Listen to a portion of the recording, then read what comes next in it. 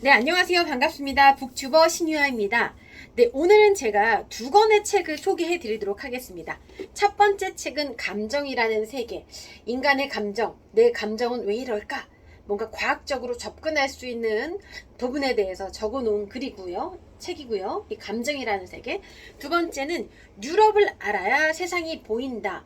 어떤 유럽의 역사, 문화, 요런 내용들이 담겨져 있는데요. 이 두 권의 책을 좀 소개를 해드릴게요. 제가 낭독을 할 때는 항상 책을 나누어서 진행을 하잖아요. 오늘은 이 두 권의 책을 낭독을 해보도록 할 텐데요. 첫 번째 책은 감정이라는 세계, 두 번째 책은 유럽을 알아야 세상이 보인다입니다. 자, 나누어서 낭독 진행하도록 하겠습니다. 먼저 감정이라는 세계 낭독해 보겠습니다. 네, 오늘 제가 낭독할 책은 감정이라는 세계입니다. 지은이는 레온 빈트샤이트. 독일의 심리학 박사. 1988년에 태어났고 민스터 대학교에서 심리학을 공부했다. 미국, 스위스, 벨기에의 심리학자들과 공동 연구를 진행했고 다수의 논문을 발표했다. 독일의 인기 퀴즈쇼 누가 백만장자가 될 것인가에 출연해 우승 상금 100만 유로를 받으며 하루아침에 독일에서 가장 유명한 심리학자가 되었다. 저서로는 삶의 무기가 되는 심리학이 있으며 두 번째로 출간한 감정이라는 세계는 출간하자마자 언론의 주목을 받고 20만 부 이상 판매되며 심리 분야의 스테디셀러로 자리매김했다. 감정이라는 세계입니다. 자, 목차 소개해보도록 할게요. 제가 늘 그렇듯이 이 책 안에 어떤 내용들이 있나 목차를 제가 소개해드리잖아요. 목차 소개하겠습니다. 1장부터 10장까지 나누어져 있고요. 1장 두려움, 2장 사랑, 3장 지루함, 4장 분노, 5장 배고픔, 6장 자기자비, 7장 애도, 8장 인내심, 9장 열정, 10장 만족감 이렇게 나누어져 있고요. 제가 가장 기억에 남는 부분은 사랑입니다. 우리 인간의 그 사랑은 무시할 수가 없죠. 그 감정에 대해서 낭독해 보도록 하겠습니다. 페이지는 43페이지부터 갑니다. 사랑, 감정과 호르몬의 상관관계. 사랑은 결코 자연사하지 않는다. 우리가 그 근원이 마르는 것을 막지 못해서 죽는 것이다. 아나이스 신, 아나이스 님. 브리티시 컬럼비아에 있는 캐빌라노 협곡은 하이킹 천국이다. 바람결에 흔들리는 집채만한 소나무 아래로 펼쳐지는 숨막히는 바위 경관 사이를 강물이 굽이쳐 흐른다. 사람의 손길이 거의 닿지 않은 자연의 풍광을 가로지르는 것은 조그마한 숲길과 두 개의 다리뿐이다. 하나는 짧고 단단한 나무 판자로 만든 다리로 양쪽에 높다란 난간이 설치되어 있다. 하나는 길이 140m의 높이가 70m에 달하는 강철 케이블로 만든 다리로 바위 협곡 위에서 제멋대로 흔들린다. 1974년 캐나다의 심리학 교수 아서 아론과 도널드 더턴이 오랜 시간을 같이 한 연인이나 배우자가 사랑을 유지하는 비결을 발견한 것은 바로 이 두 다리 위에서 한 실험을 통해서였다. 연구원들은 먼저 짧고 안전한 다리에 젊고 매력적인 여성을 세워두었다. 이 여성은 여자 동행 없이 지나가는 남성 등산객에게 설문조사에 참여해달라는 말을 걸었다. 그리고 조사가 끝난 다음 자신을 도나라고 소개하며 종이 위에 문의할 일이 있으면 언제라도 연락하세요라고 써서 주었다. 짧은 추파를 던진 것이다. 이후 같은 여성이 흔들리는 다리 위에 서서 지나가는 남성들에게 자신의 번호를 건넸다. 이번에는 글로리아라고 이름을 바꿨다는 점만 달랐다. 곧이어 브리티시 컬럼비아 대학 연구실에 전화벨이 울렸다. 사실 이 매력적인 여성이 준 번호는 자신의 전화번호가 아니라 연구원의 번호였다. 전화를 건 사람은 아무런 의심 없이 도나 혹은 글로리아가 맞는지 확인을 했는데 이로써 그가 어떤 다리를 건넜는지 알 수 있었다. 집계를 마치고 나자 결과의 불균형이 곧바로 드러났다. 안전한 다리를 건너온 남성은 겨우 10명 중 1명만이 전화를 했다. 반면 흔들리는 다리를 건넌 남성은 2명 중 1명이 서 있는 여성에게 무척 매력을 느꼈고 연락을 취하기로 결심했다. 같은 여성이지만 상황에 따라 남성들에게 다르게 다가온 것이다. 이 결과를 어떻게 설명해야 할지, 그리고 이 실험을 통해 우리가 인간관계에 어떤 점을 배울 수 있을지에 대해서는 잠시 후에 알아보기로 하자. 먼저 사랑에 빠진다는 것의 기본적인 의미를 명확하게 할 필요가 있기 때문이다. 윌리엄 셰익스피어는 사랑은 1시간이나 일주일 만에 변하는 것이 아니며 그 힘은 마지막 날까지 이어진다라고 썼다. 정말 낭만적인 생각 아닌가? 사랑에 빠지고 그 엄청난 힘 덕분에 그 사랑을 삶의 끝자락에서까지 느낄 수 있다니. 하지만 이는 지나치게 높은 기대이기도 하다. 삶은 사랑의 시가 아니기 때문이다. 냉정한 숫자가 이 사실을 보여준다. 유럽의 경우 절반에 가까운 결혼이 이혼으로 끝이 난다. 대부분의 커플이 사랑에 빠져 결혼한다고 가정할 때 그 사랑의 힘은 종종 죽음이 갈라놓기도 전에 사라진다는 것을 알 수 있다. 결혼 서약이 있든 없든 낭만적인 사랑의 시작에 내재된 욕망과 갈망. 마법의 순간은 어느새 일상과 친숙함에 자리를 내주지 않던가? 나비가 뱃속에서 날개를 요동치는 순간은 천일의 저녁을 같이 보내고 난 후가 아니라 처음으로 둘이 같이 해질녘을 맞이한 순간이 아닌가?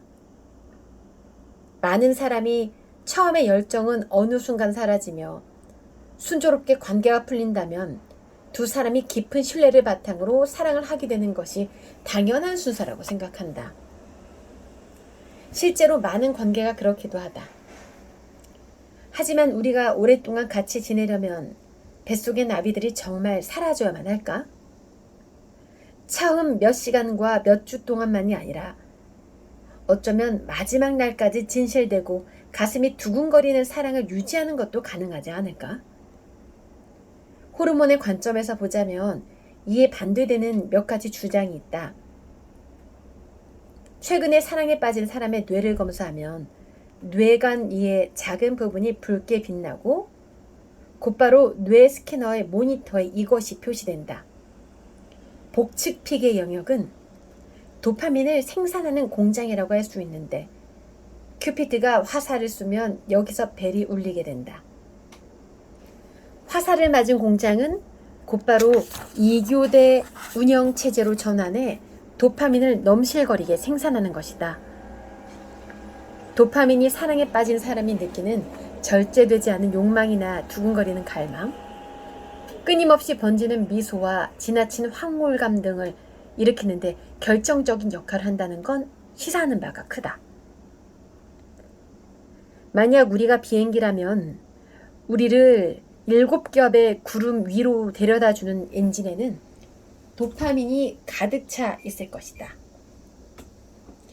전해지는 바에 따르면 이 관용구는 하늘을 7단계로 나눈 아리스토텔레스에게로 거슬러 올라가는데 그의 정의에 따르면 7번째 구름이 가장 높은 단계이다.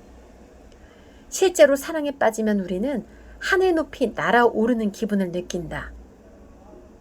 사랑에 빠질 때의 환상적인 경험은 코카인이나 알코올이 유발하는 경험과 크게 다르지 않다. 가령 암컷에게 거부당한 수컷 조파리는 암컷을 유혹하는 데 성공한 수컷보다 4배나 더 많은 알코올을 과일에서 섭취한다는 것이 밝혀졌다. 경우에 따라 다르겠지만 동일한 보상체계가 작동했다는 것을 알 수 있다. 이처럼 사랑에 빠지게 되면 마약이 필요 없게 된다. 큐피드의 화살은 도파민 외에도 코르티솔의 생성을 촉발하기도 한다. 코르티솔은 스트레스 호르몬이다. 처음으로 같이 석양을 바라볼 때 우리는 흥분과 불안감을 동시에 느끼게 되는데 우리가 방금 얻은 믿을 수 없는 행운을 어떤 대가를 치르더라도 다시 잃고 싶지 않기 때문이다. 이런 상태에서 코르티솔은 우리에게 무한한 자원을 제공한다. 며칠 동안 잠을 안 자고 깨어 있어도 멀쩡하고 나무를 뿌리채 뽑을 수 있을 만큼 힘이 불끈불끈 솟으며 먹지 않아도 저절로 배가 부른다. 말 그대로 공기와 사랑만으로 살아갈 수 있는 것이다. 하지만 두려움이라는 감정에서 볼 수 있듯이 인간은 감정 세계의 극단적인 영역에서 오래 머물도록 만들어지지 않았다. 특히 강렬한 감정은 마라톤이 아닌 단거리 경주로 설계되어 있다. 흥분과 스트레스가 뒤섞인 행복의 절정 상태는 건강의 관점에서 본다면 얼른 벗어나는 것이 상책이다. 연구 결과에 따르면 이 상태는 몇 달 혹은 1년여 정도밖에 지속되지 않는다. 물론 측정하기 어려우므로 정해진 시간은 없다. 하지만 중독 상태가 오래지 않아 사라지고 스트레스 수준도 곧 감소할 것이라는 징후를 여기저기서 엿볼 수 있다. 우리는 곧 제정신을 차리게 될 것이다. 이 시점에서 관계가 깨지는 일이 드물지 않게 일어난다. 하지만 도파민과 코르티솔 외에도 러브 칵테일에는 흔히 포옹 호르몬이라 불리는 옥시토신이라는 또 다른 성분이 함유되어 있다. 실제로 급격하게 분비되는 옥시토신은 부드러운 피부 접촉이나 출산 모유 수유 또한 옥시토신을 방출하게 된다. 이 호르몬은 두 사람 사이에 믿음이 생기도록 하고 커플 사이의 유대감과 신의를 강화한다.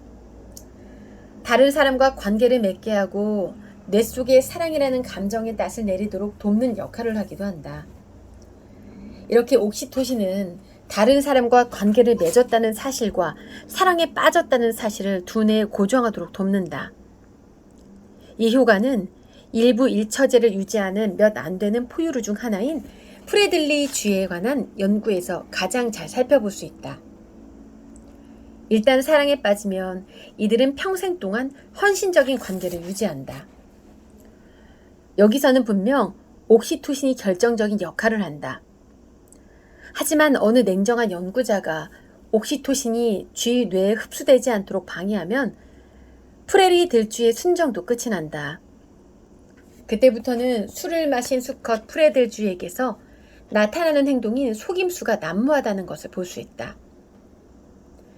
반대로 프레리 들쥐의 가까운 친척인 산악 들쥐의 경우 틈만 나면 파트너를 바꾸는데 이 들쥐들이 옥시토신을 섭취하게 되면 갑자기 충실한 배우자가 된다. 물론 동물에게서 발견한 내용을 단순히 인간에게 대입할 수는 없다. 가령 관계의 회복을 위해 혹은 사랑하는 사람을 붙잡기 위해 온라인으로 액체 형태의 옥시토신 비강 스프레이나 겨드랑이에 바르는 옥시토신 등을 구매하는 사람은 제품의 효과에 실망할 가능성이 크다. 요약하자면 다음과 같다. 일단 사랑에 빠지면 황홀감에 취하지만 이 중독이 가라앉고 나서 모든 것이 잘 진행되면 부드러운 동반자 관계가 찾아온다. 이는 장기적으로는 호르몬이 작용하지 않으므로 가슴을 두근거리게 하던 나비와는 작별해야 한다는 것을 의미한다. 하지만 사랑에 대한 체계적인 연구의 범주에서도 몇 년이 지나도록 여전히 서로를 사랑하고 말하는 커플이 있다. 이들의 관계는 부드러움, 상대에 대한 강한 매혹과 같은 모든 요소가 수반된다. 어쩌면 이 커플들이 스스로를 속이거나 설문에 정직하게 답하지 않았을지도 모른다는 의심을 품을 수도 있다. 그런데 설문지에는 거짓말로 답할 수 있지만 뇌 스캐너는 객관적인 수치를 보여준다. 2012년에 미국의 인류학자 헬렌 피셔가 이끄는 연구팀은 평균 20년 이상의 세월을 함께 보낸 커플들의 뇌를 관찰했다. 연구원들은 이 커플들에게 사랑하는 사람의 사진을 보여주었는데 그 즉시 명령을 받은 듯 이들의 뇌에서 도파민이 생성되기 시작했다. 복잡한 세부사항을 정리하고 나면 이 연구의 메시지는 간단하다. 사진 한 장만으로 막 사랑에 빠진 사람과 마찬가지로 오랜 연인이나 부부의 영역이 활성화되기 시작했다는 것이다. 헬렌 피셔는 단 한 가지 다른 점이 있다고 말한다. 새로 사랑에 빠질 사람들의 뇌에서는 두려움과 연관된 뇌 영역이 활발히 움직였다. 하지만 오랜 연인이나 부부의 같은 뇌 영역은 고요하기만 했다. 대신 긴장을 풀고 고통을 완화시키는 되뇌 영역이 활성화되었다. 우리는 연구실에서 수십 년 동안 관계를 유지해오면서 여전히 서로를 사랑한다고 말하는 50대, 60대의 사람을 많이 만났답니다. 라고 연구원은 말했다. 누구도 그것이 가능할 거라 생각하지 않았다고 연구원은 덧붙였다. 하지만 뇌의 스캐너는 이들이 거짓말하는 것도 스스로를 속이는 것도 아니라는 사실을 보여준다. 네, 제가 오늘은 이 감정이라는 세계의 책을 낭독을 해보았는데요. 우리 인간의 감정에 대해서 굉장히 과학적으로 접근을 할 수가 있었습니다. 제가 사랑이라는 주제에 대해서 낭독을 했는데요. 사랑하면은 단순히 그냥 좋은 것이다. 인류의 사랑, 뭐 연인 간의 사랑, 뭐 다양한 사랑들이 있지만은 사랑은 좋은 것이다 라는 것에만 그쳤다면 이 책을 읽어보면은 사랑은 왜 좋은 것이고 이 사랑의 과학적인 접근, 우리 뇌에서 어떤 영역이 활성화되고 이런 것들도 좀 구체적으로 알 수가 있었습니다. 비단 사랑에 대한 주제만 낭독을 했지만은 다른 1장부터 10장까지를 낭독을 해보시면은 굉장히 감정이라는 부분에 대해서 과학적으로 접근하실 수 있을 것 같습니다. 오늘은 감정이라는 세계를 낭독해 보았습니다.